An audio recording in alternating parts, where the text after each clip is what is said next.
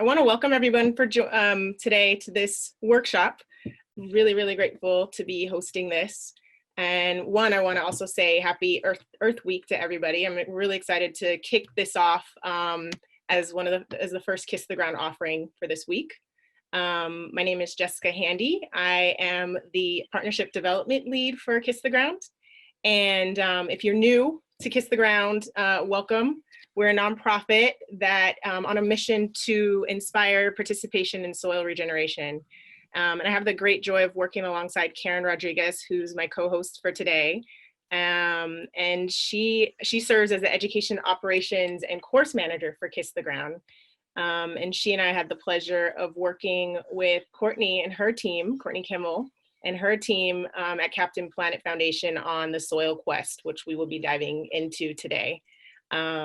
And so, yeah, and I want to also add by saying deep gratitude to our contributors and funders of the Soil Quest platform, Artemis Rising Foundation, BioBag, the Sierra Club, and Whole Foods. This couldn't have been made possible without their support. So we're extremely grateful for their help in making this, helping this come to life.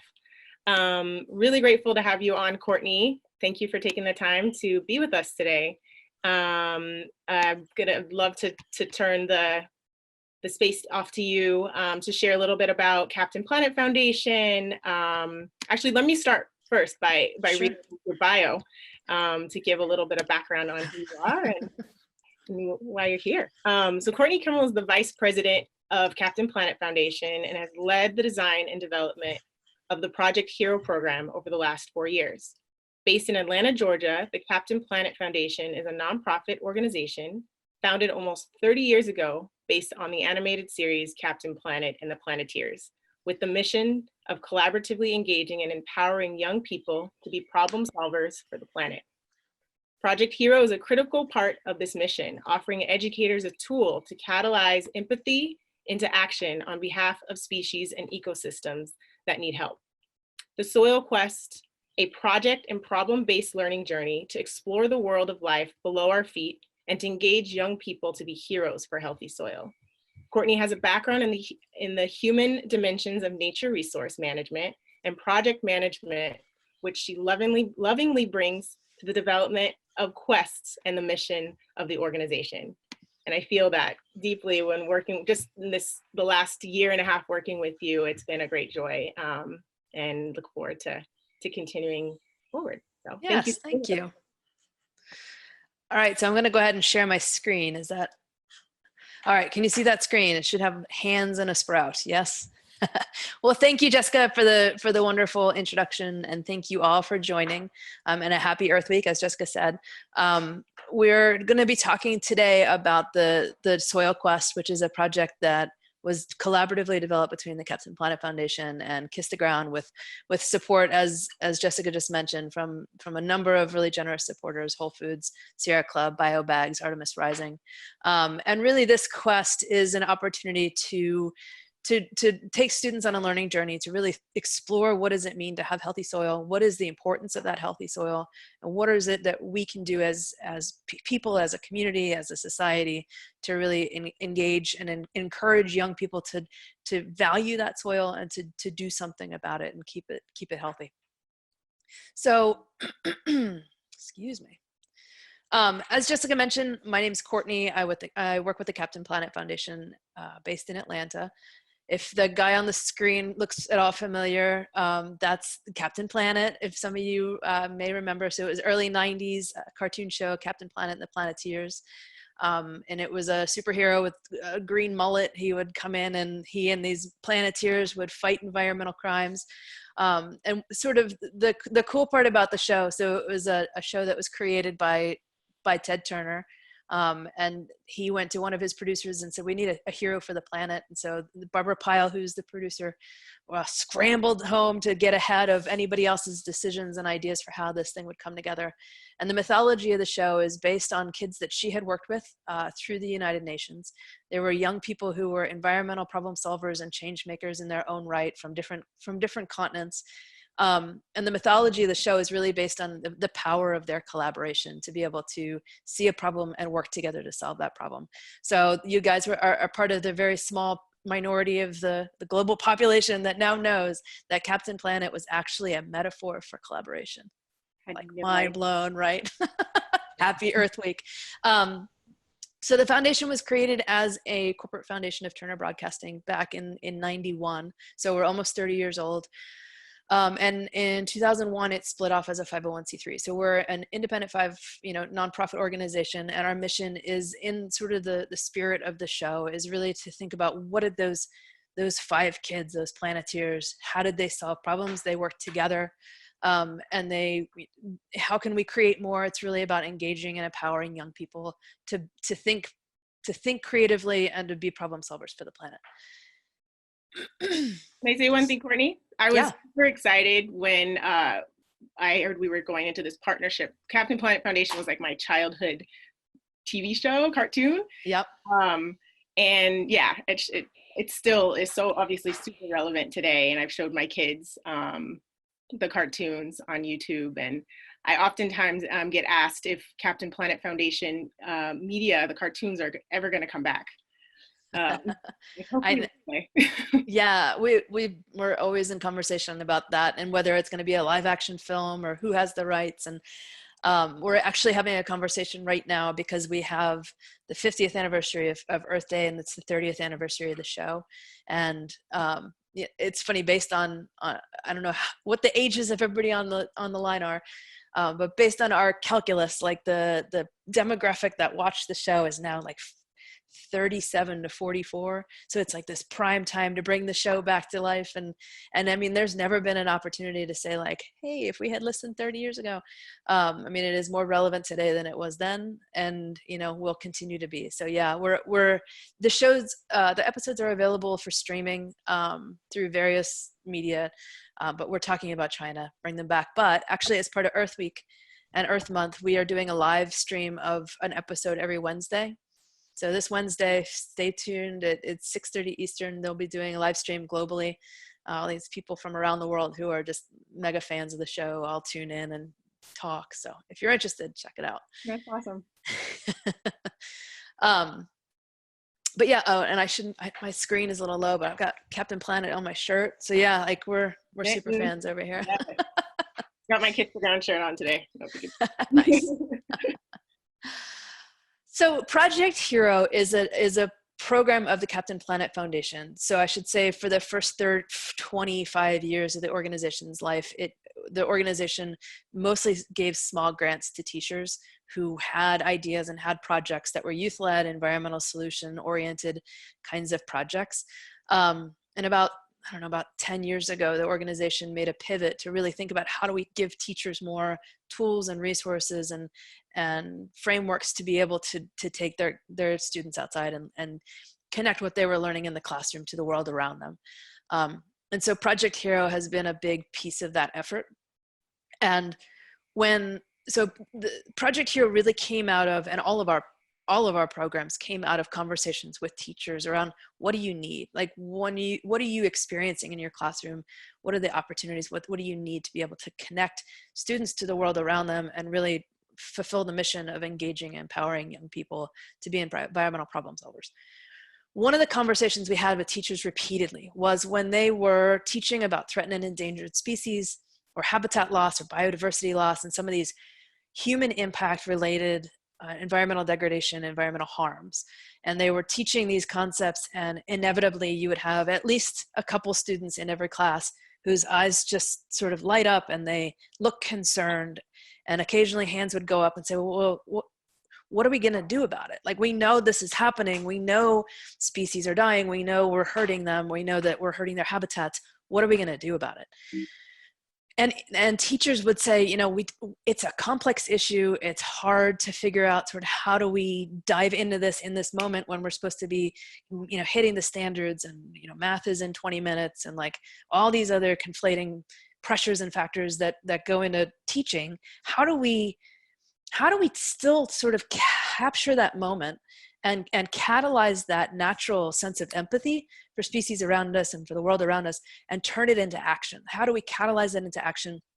Because the risk, it's unintentional, of course, but the risk that we run in teaching that apathy is an acceptable response to empathy because these issues are complex and it's hard. That's a scary future, right? So how can we help teachers in those moments catalyze that empathy and really take students on a journey to feeling like they have agency and they have a way to make a difference? And so that was the entire premise behind Project Hero. And so it's a new program in that it's new to the universe. And it's available now, but it's been in the works for several years to try to figure out how do we do that? How do we create a program and a framework that does that? So what has resulted, Project Hero, is it's a completely open and free web-based program that Captain Planet works collaboratively with organizations. So all of these quests and all of the programs that are part of Project Hero are all built collaboratively with organizations that have missions, that have content, that have a passion for a particular aspect of the environment or the world. And then what we do is, as Captain Planet, is figure out how can we bring all of that passion, that mission, that content, that data, those expertise, how do we package it in a way that we can bring it into a classroom that's standards aligned, that meets teachers' needs, and that they can lead their students on a path, on a journey to feeling passionate and to doing something about those environmental issues. So Project Hero. When we work with organizations, and Kiss the Ground in this case being our partner on this particular quest, we try to think about what are the 3 guiding parameters for how we're going to develop a given quest. So Project Hero, right? Quests, it works out pretty nicely. So a quest is a discrete sort of journey through the Project Hero pathway. And we define a quest based on these 3 parameters. So what is the ecosystem, or what is the species group that we really want to focus in on? And so, just for context, a couple quests that are part of Project Hero, we have a pollinator quest. We have a quest focused on the freshwater systems of Minnesota. We have one focused on the wolf reintroduction issue in Colorado. We're working on one around the importance of fire and fire ecosystems in the Southeast US. We have a species group or an ecosystem that we really want to focus in on, and we want to get students thinking about and sort of having ownership over and interested in. We have a geographic region. So is this a state? Is it an ecoregion? Is it national? Is it watershed? Like, how do we need to define the geography of this, not only for content and for data, but also in terms of who are the students that are going to be most interested and most passionate, who shares this ecosystem. So in this particular quest, we're focusing at a national scale. And then what does it mix, like from a partner's perspective, as well as from a standards perspective, what's that target age group that we really want to focus in on? And that is in terms of how, the content and how it's written, what's the graphics, but also what are the standards that we really need to be focusing on. All of those parameters sort of help define what goes into the quest, but really what's at the center of the quest is, what do we want students to do? If we're wildly successful, what is the difference that we've made? What's the lesson that students are taking away? What is it they're going outside and doing? Mm-hmm. And what is it they're teaching up, teaching out? Like, what is the activation goal that we really want to achieve? So all of those things go into designing the quest. And that helps define sort of how it comes together. Then what we've done is work with a number of educators and STEM consultants and science education consultants to develop a common framework that each of these quests follows. So it follows both a narrative arc in terms of like, what's the storyline, and really trying to use the hero's journey as the guiding principle for the narrative arc. But then also a pedagogical framework of, and this is sort of a combination of project and problem-based learning and a problem-based approach of starting with the questions. What is it we know? What is it we need to know? You'll notice it's a quest. It also really worked out nicely. So what's, what are the questions? What do we need to know? What do we already know? Asking all the questions, uncovering some of the higher level answers to those questions. What are the big concepts that we really need to be thinking about and understanding? Exploring those deeper in terms of, what does that mean here? What does that mean for this place? What does that mean for these ecosystems or these species? And all of that to sort of lead us to the solve stage. So in every quest, regardless of what it is, the culminating part of a quest is really thinking about how can we make a meaningful difference. So we've identified a problem, we've figured out sort of what does that problem mean, what are the drivers of that problem. We've sort of followed this path to arrive at, okay, we understand the problem, how do we make a difference? Let's come up with a solution. So let's design and implement a project that makes a meaningful difference. That's the solve section.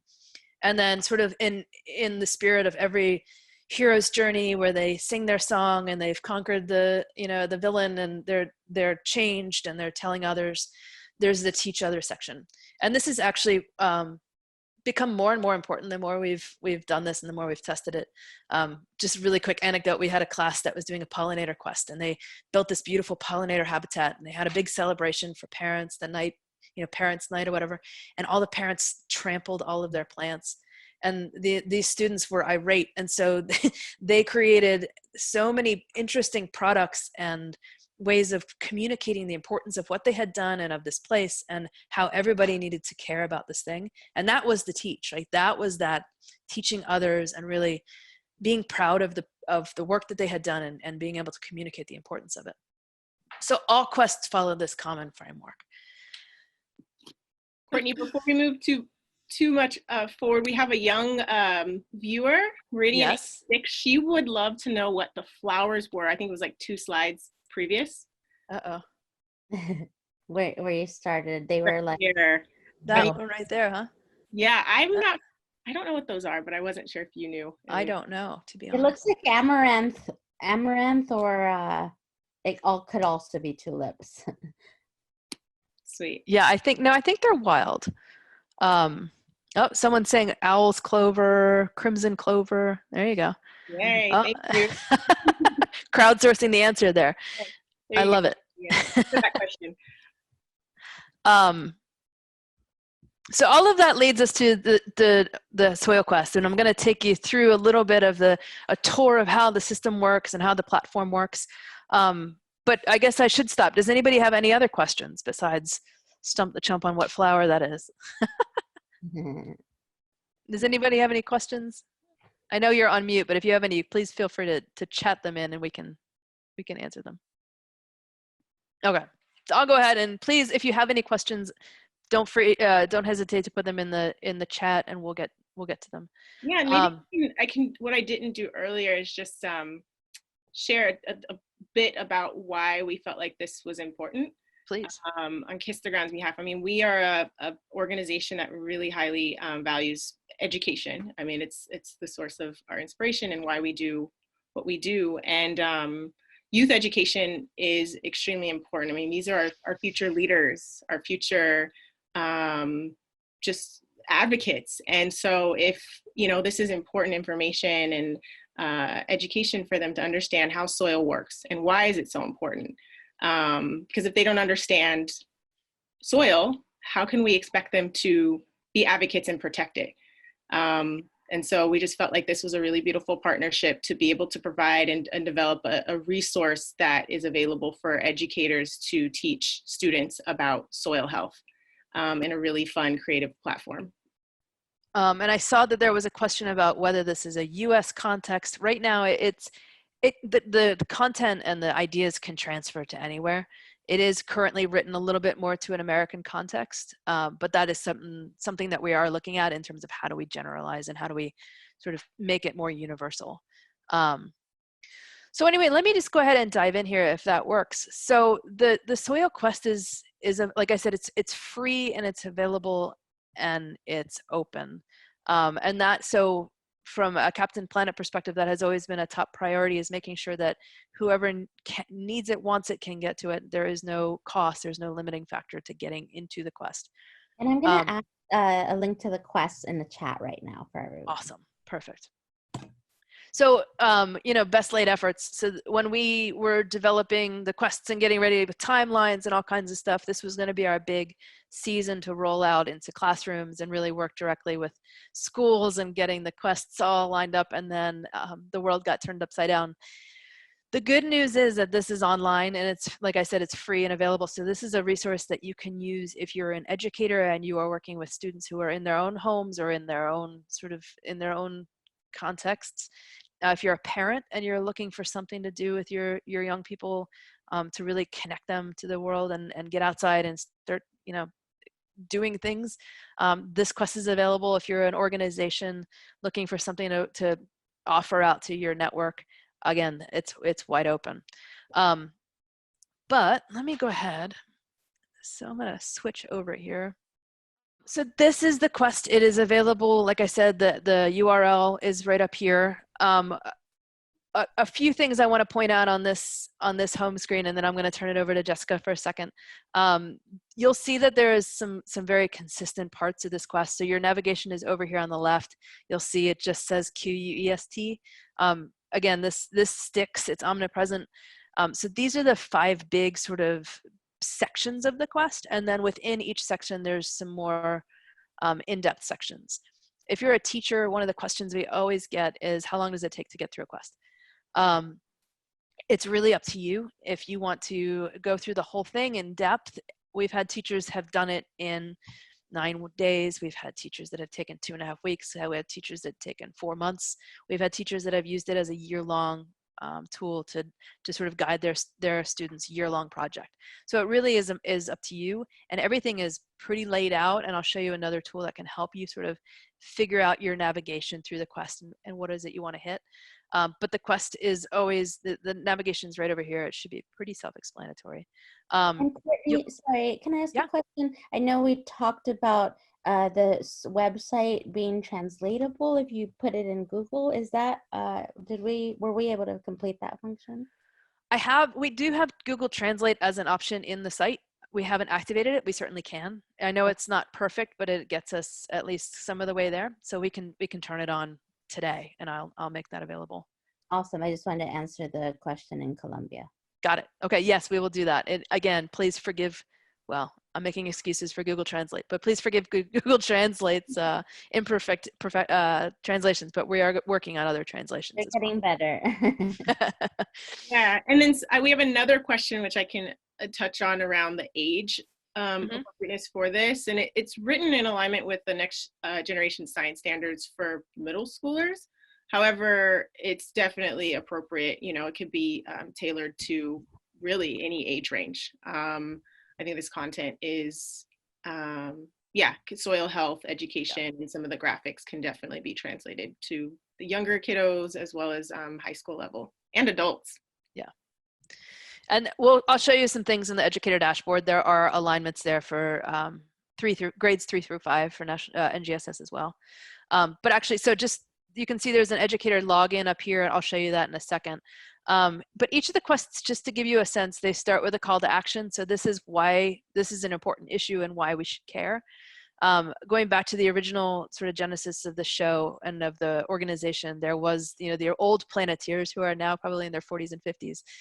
So we've brought into the world a new set of Planeteers that sort of become the characters that guide the narrative of the quest.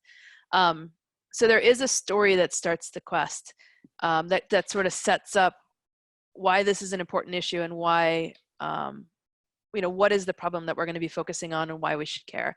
Jessica, did you want to go ahead and read it? Yeah, we figured it'd be fun to read it like a storybook. So I'm happy to read everyone a story. Here we go. Hey, everyone, look around. I asked my farmer friend Gabe to let us check out his fields. He's been learning a lot about how to improve his soil health.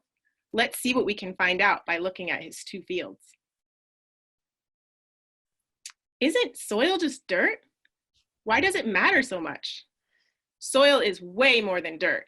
It's an ecosystem below our feet. Look at these 2 fields. What differences do you see? Well, this field on the left looks overgrown and disorganized. This field looks really clean and organized. You can walk through the rows on bare soil. Let's take a closer look. Grab a little soil from each field. Hey, look, the soil from the overgrown field has a lot of roots, parts of plants, and worms and other creatures. It's also dark and a little wet. The soil from the organized field is lighter color and doesn't have a lot of roots or creatures in it. It's also really dusty. It doesn't look as healthy as the other soil. Great observation, CJ. The organized field may look more cared for, but the soil isn't very healthy because it has very little life or water in it.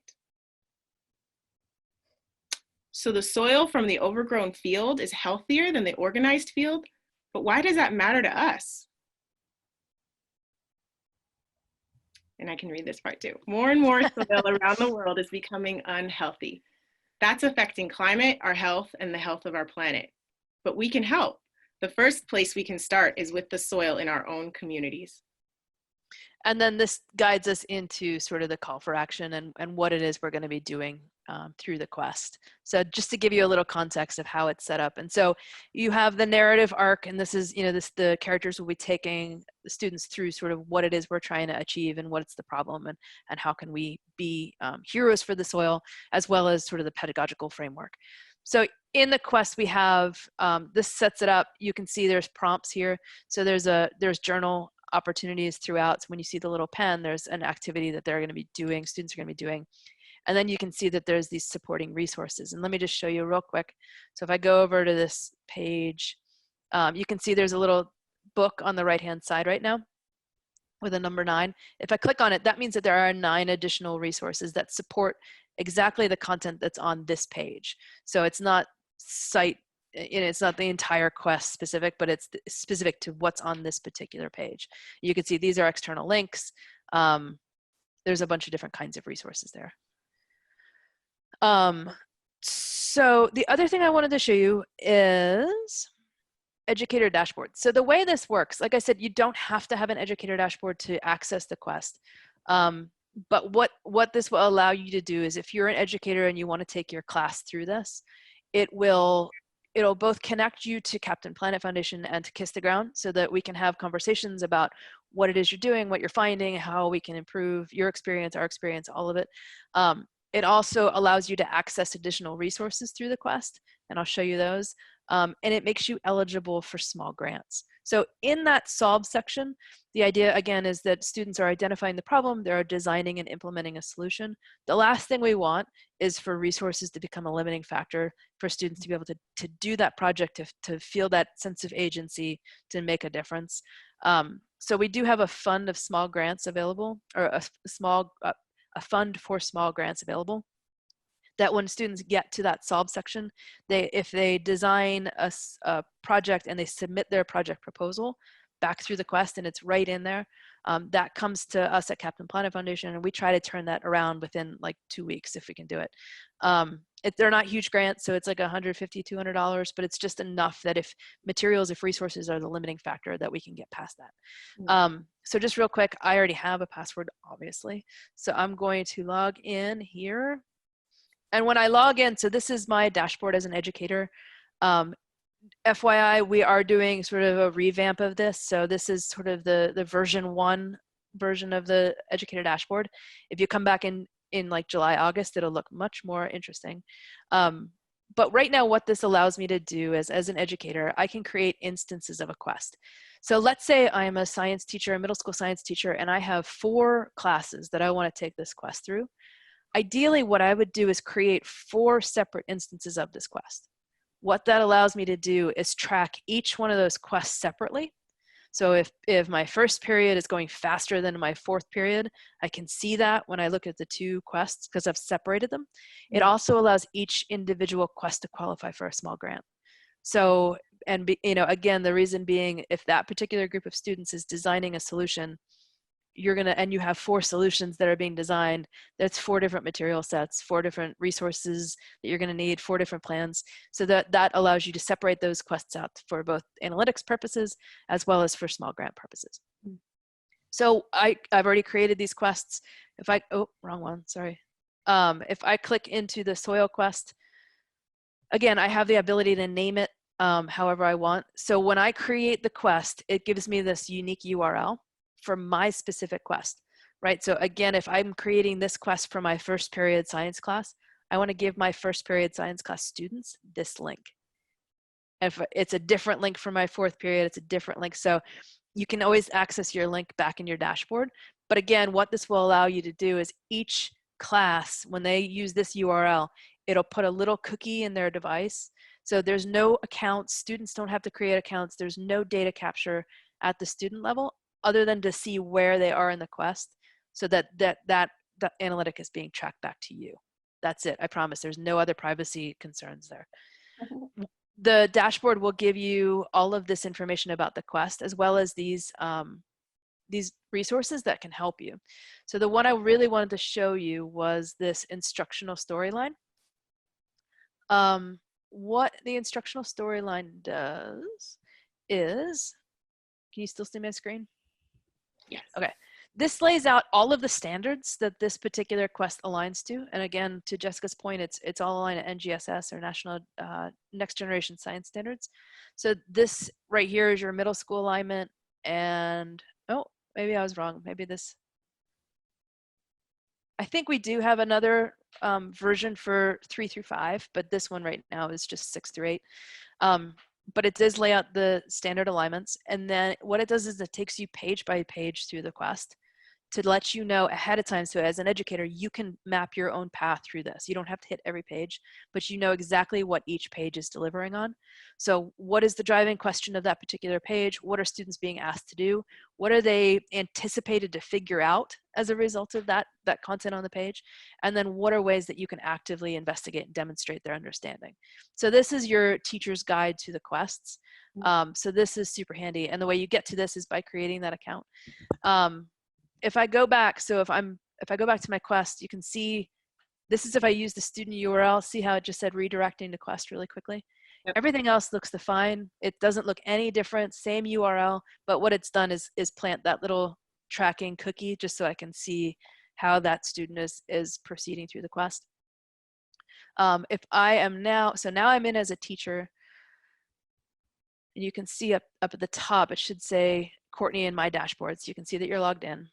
Of course, my mouse just died. So if I go to the very bottom, I now have this little beige section, which I couldn't see before. That's my Educator Notes. So if you think about this as being like the equivalent of the educator version of a textbook where there's little side notes on the sidebars, this is that. So it's just, hey, on this page, this is what we're going to be learning. Choose the instructional idea that fits the focus for your class. So it's just additional resources that you can unlock by creating that login and logging in. I should stop. Are there any questions about any of that so far? We did see a question about grants. Are grants only available in the US? That's a good question. We haven't actually thought about that. I mean, there's nothing that would keep us from limiting it to the US. That's a great question. If you want to send us an email, I'm going to put our email addresses up on the screen, and send us that question so we can get back to you. I don't, my instinct is no, but let me just double check with the powers that be that write the checks, so I'm not I'm not making any promises I can't keep.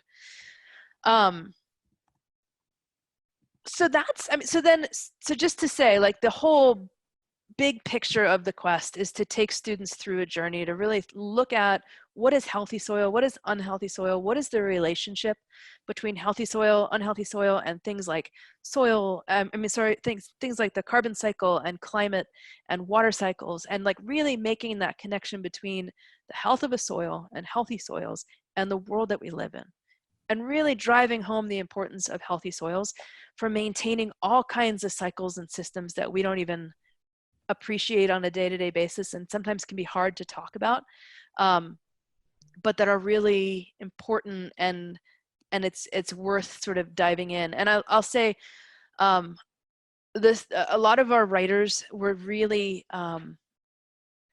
they were challenged to write this quest because it is such a complex issue sometimes, and talking about carbon cycles and talking about nutrient cycles and talking about these really complex topics that often don't get taught until upper middle school, high school. Like, how do we make them interesting and applicable? And I think the ultimate outcome was really good and exciting. And I'll tell you, just from analytics, we're getting a ton of traffic to this site just to be able to use these cycle diagrams, because it's explained it in a really approachable and easy to digest way, no pun intended. So it's a great learning tool to go through, and I won't go through it all. There's a ton here for you to explore. It goes really in depth. And like I said, it goes in depth, but you don't have to go into depth on every little piece. So if it's not something you want to cover, that's perfectly fine. In the solve section, just to point this out, so there's a site survey that allows you to really do an in-depth look at where you are. So if your students want to look at your schoolyard or at a local park, or if you're doing your lawn, like there's all kinds of places that we can focus. There is a site survey to really understand what's happening in that place, to define the problem that we want to address in that place, and then to be able to design a project that meets that helps address that problem. So what we try to do with these quests is make projects that are doable, that are accessible, that students can do as a group, or in this case, if you want to do it individually, that's fine. What we often try to do is connect students and classes that are doing these projects to ongoing work that's happening out in the world. So if it's a nature conservancy ongoing project, like we have one right now, the quest that we're doing for the longleaf pine ecosystem, there's a number of partners that are doing very in-depth projects that we are able to connect classes to. So that's one of the goals that we have for these quests. So this is a combination of projects that you can do in your classroom, or in your schoolyard, or in your yard independently. There's some that overlap and connect to larger ongoing efforts. But if you are a representative of a nonprofit or an organization or an agency on the call right now, and you have other ideas for projects that we should be thinking about and connecting classrooms to, please don't hesitate to reach out to us. This is an ever-evolving and sort of ever-improving quest and set of resources. So we're always looking for cool and new things to add. And there is in here, design and do, this is where you would see the project proposal. So there's a planner here. You would access this planner, submit, there is a downloadable version. You would access and submit your plan here. This is essentially becomes your grant proposal. And we would get this grant proposal and review it. So it's all built in. It's an opportunity to teach your students about grant proposals too. So this is the quest, and without going into a ton more detail, I'll stop and see if there are any questions or thoughts, or Jessica or Karen, if there's anything you wanted to add. Let's see, we have another question here. Oh, it's a thank you. This is Paige with Savior Institute, and I love what I've seen. I'm going to think about how we can implement this on a greater scale. Thanks for the work you're doing. Excellent. Yes.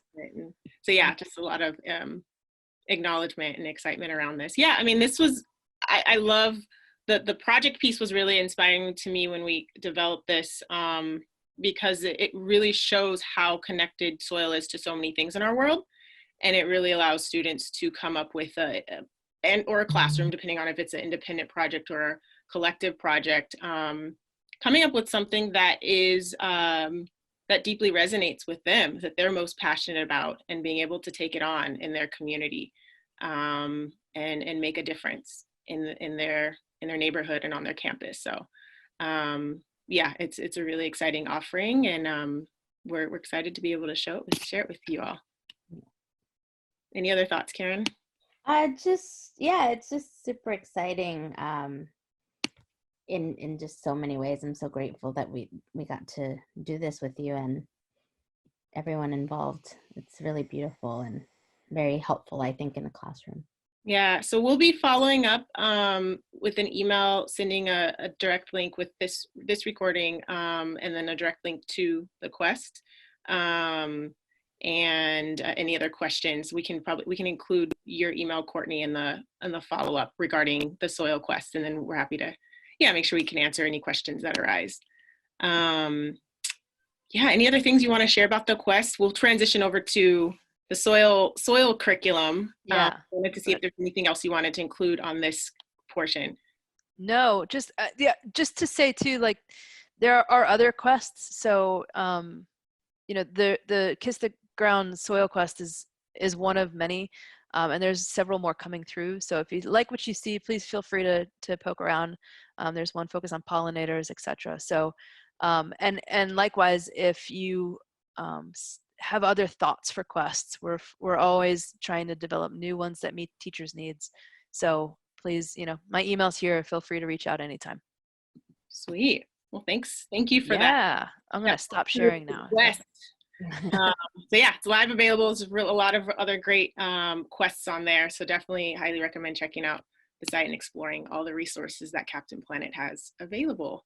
The other thing we wanted to share during this time is our soil story curriculum, which is, we launched, gosh, it's been about a year now, Karen, I think. It's been longer. It's been a little longer now. Yeah, the project that's been in the works for quite some time, and we launched it over a year ago. And it's a five lesson curriculum written for middle schoolers as well, and it teaches kids about soil health, and it's has a lot of interactive opportunities and projects within that as well. So that's live on our website, but we also are now launching a Spanish version that Karen worked really hard in developing with a team of translators and partners. I'm going to let her take a couple minutes to share about it. Yeah, so we when we started this work with the curriculum, we knew education was a big component of what we wanted to offer as a nonprofit, and that we still are able to do. And for me personally, children constantly inspire me, babies all the way through when they're 20. I just see this just beautiful wonder that they're able to stay in for longer than I feel adults are. And I've always just been really moved by that in the world. And yeah, I just find children to be so important and valuable, and what we give to them, how we nurture them, will become the garden or the orchard that we need. And so we made this curriculum, and we had a lot of support to do it. We worked with Life Lab, who's a nonprofit up in the north of California, and they create curriculum. So they helped us a lot to do that. And so also, I'm a Latin woman, and I'm around a lot of people who speak Spanish. And so for me, it was really important to translate. I think it's important for all of our work to be translated, and the way we've been able to do it so far is that everything is available openly. So people then approach us and they say, I'd love to translate this for my group or my company and so we support in the translation in that way. We haven't really taken on translating things just for general bandwidth. But this was the first one that I really, we really pushed to have it actually available for Spanish speaking students as well. So we were able to do that with the help of a woman named Daniela Ochoa Gonzalez from Regenerative Solutions. She's actually on this call today, so I'm really, really, really grateful for your support, as well as Ercelia Sajores from Regeneration International. They helped us to get this done. So I'm going to put the link on the chat of where we're going to have these housed, and then you can download them anytime you'd like from our website as well, so you can use them. They also meet NGSS standards. There are 5 lessons that are an addendum that you can add to the life cycles class in middle school in the United States. And we were able to take it to Chile last year for a meeting that we were invited to for people who do garden education. And so it's now live today. So we're really excited about that. Yeah, and for all of you who signed up, what obviously you did to be on this panel, on this discussion, we'll be sending out a follow-up and give you a direct link to these resources as well. So keep an eye out in your email. And the last thing I want to share before we have our special treat performance from Finny and Makepeace is we are, in honor of Earth Week, we are running a Kiss the Ground challenge. And it's an opportunity to, I mean, many of us are indoors, doing self-isolation and just really practicing just again, self-isolation so that we can protect ourselves and our community. We're not able to kiss each other, sometimes hug the ones that we love, but there is always an opportunity to kiss the ground and show Mama Earth some love. And we are challenging everyone to show some love and take a video or a photo of yourself kissing the ground. And you can share it and tag us at Kiss the Ground on Instagram or social media as a way to show some love for this earth that gives us so much, and just a simple expression of love and gratitude. So just wanted to share that and challenge you all to get outdoors wherever you are and show some love. So now I'm gonna switch it over to Finian Makepeace. Thanks for joining us, Finn.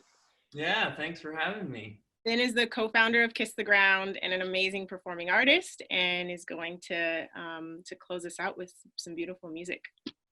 Hi, everybody. Can you hear me okay? Is this sound all right?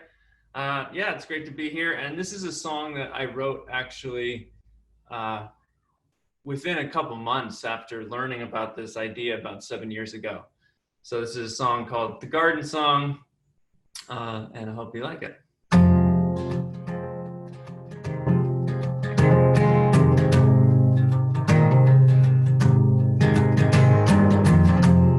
Gladys lends a hand. It's early in the morning, her chores are planned. She strolls through the garden to see the seeds she has sown have come to be. She showers them with water and smiles in the breeze. She says, ready or not, change is gonna come, and it may take the lives of all humankind. We're all made from the garden. We're all raised from the well, we're from the land. But the Judas greed is there, hiding in the shadows of her mind with fear. As she walks through her fields, it speaks, whispers you old, you're broken, you're weak. They'll give you all the riches if you sign the lease. She says, money or not, the change is gonna come, and it may take the lives of all humankind. We're all made from the garden. We're all raised from the well.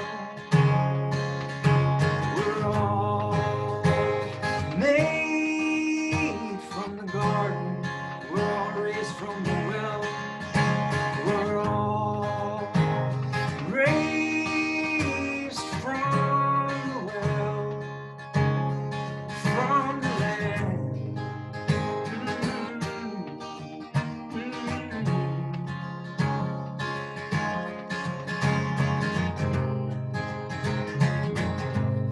And Gladys's world is all that she knows. But somewhere she heard the storms will grow. She asked me, please, say it ain't so. If we lose it all, there's no place to go. La, la, la, la, la, la, la, la, already or not, the change and it may take the lives of all humankind. We're all made from the garden. We're all raised from the well. We're all made from the garden. We're all raised from the well. We're all raised from the well. We're from the land.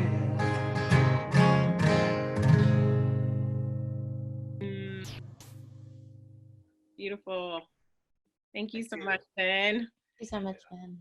So we've got about 9 more minutes left. I'm wondering, I mean, If there are other questions, maybe? other questions? Otherwise, we can wrap. Everyone is saying thank you, Finn. Lovely song. Yes, Loving it. love it. Yeah, lots of love and gratitude for you and your artistry. It's beautiful. Thank you, Finn. All right, I think that concludes our session. If there's no more questions, keep an eye out in your email boxes for these resources, and we will also be sending a recording of this session. So thank you all for joining us. I did put links on the side for the soil quests in the chat for the blog that we have on Kiss the Ground, which has all the resources, and will house the recording as soon as it goes after editing. And then also I wanted to mention we have a Facebook group in Kiss the Ground for the curriculum. So you can meet other people using it as well and ask questions and kind of do that. So that is also available through our Kiss the Ground platform. Great, and keep an eye out for other offerings. We have courses, online courses to support a deep dive or in soil health education and gardening. So keep an eye out because we have lots to offer. Thank you all.